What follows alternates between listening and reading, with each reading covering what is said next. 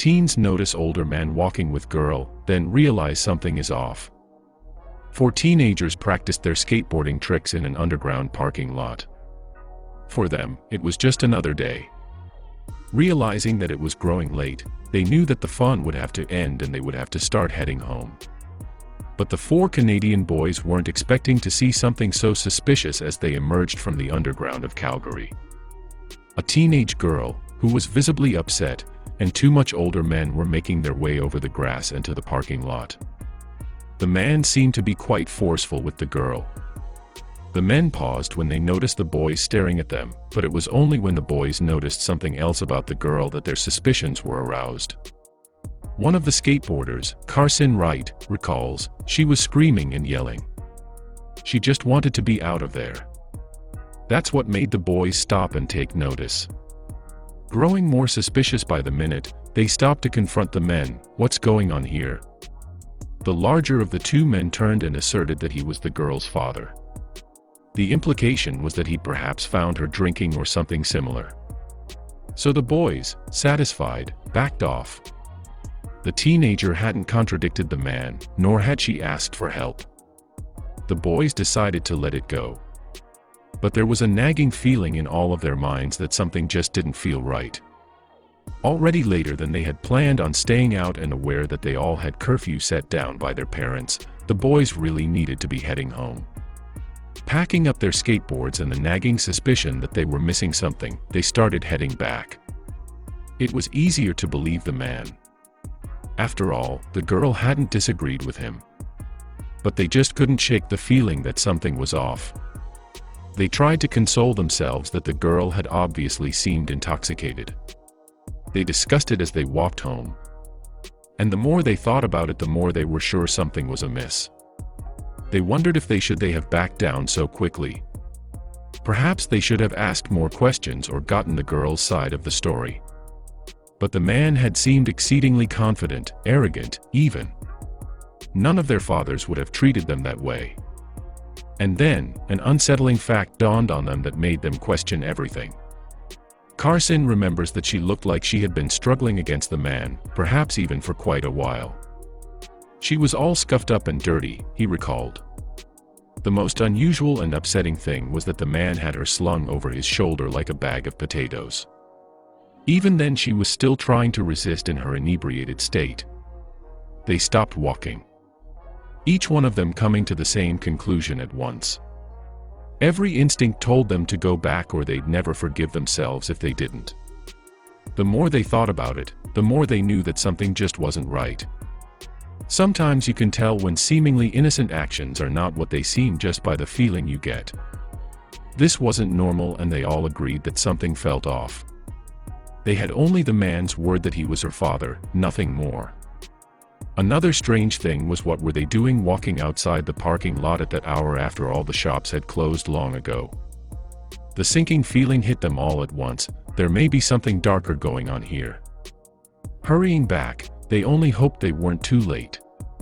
None of the boys knew for certain, but Wright said, "You don't want to really think of the worst in somebody like that. You don't want that situation to be real, so you just brush it off and hope for the best." It didn't take them long to get back to where they had encountered the father-daughter pair, but it was quiet and no one was around. The boys knew the whole place from their skating and knew exactly where to look if something fishy was happening.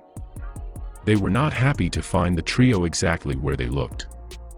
They had searched the parking lot, peering in between the rows of cars as they walked, not wanting to miss a potential shadow that could be hidden in. They could be anywhere. But it was only when they searched the stairwell that they found them. The scene they had walked into was even worse than they could have ever imagined. The boys rounded the corner and were startled by what they had found. They could just make out the shapes of the men in the darkness. Their instincts told them to run, but they hadn't come back all this way for nothing. They couldn't just leave the girl to her fate, they had to do something. The four boys were disgusted and remained frozen in place by what was happening to the girl, by what the man was doing to her. Arnaud Nemenya, one of the boys, admitted that he didn't know what to do. It seemed like an eternity before they snapped out of it, and that's when they leaped into action. They knew they had to separate them and just get the girl away. The men, of course, were furious.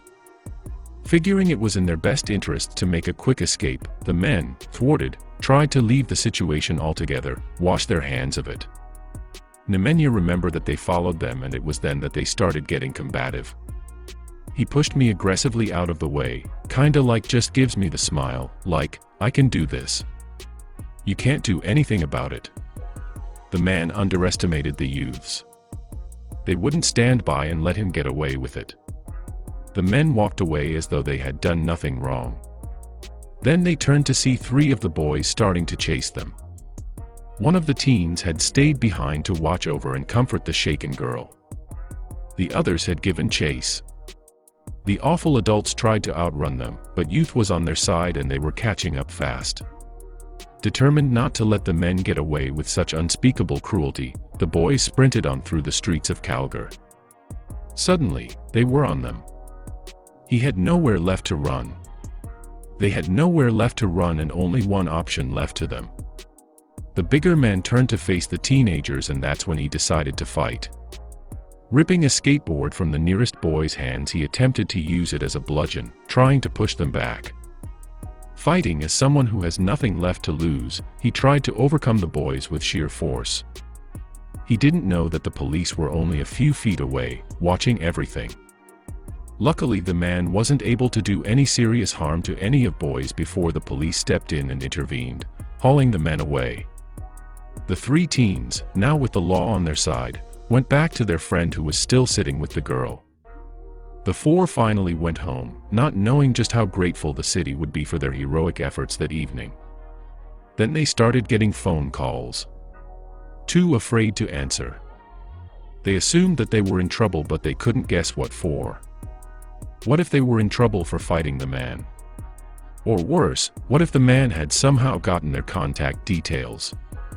But the calls kept coming. They knew they had to bite the bullet. They had to face the consequences of their actions.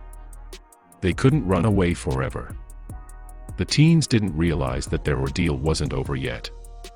The police chief, Chief Constant Roger Chaffin, kept trying to call the boys. Unfortunately, the boys misunderstood the calls. They thought they'd get in trouble for fighting the man. In fact, he was wanting to thank them for what they'd done. Eventually, the call went through, and the boys were surprised by what the chief had to tell them. The 4 boys were invited to attend the chief's award gala in recognition for their services to Calgary and to the young girl they'd saved. All 4 agreed that it's what they hoped anyone would have done in the same situation. Next time, they'll know to trust their instincts as much as their boards. They had put their own lives at risk to save a stranger that needed them more than they ever knew. If you had found yourself in the same situation, would you have trusted your gut feeling? Or would you have walked away? Would you put your life on the line or someone you don't know? It's not an easy answer. But to that girl, their choice made all the difference. What these 4 teens did was an incredible act of bravery and took a lot of courage. It's not easy to stand up to an adult who seems to have authority. Who knows what would have happened to the girl if they hadn't trusted their instincts?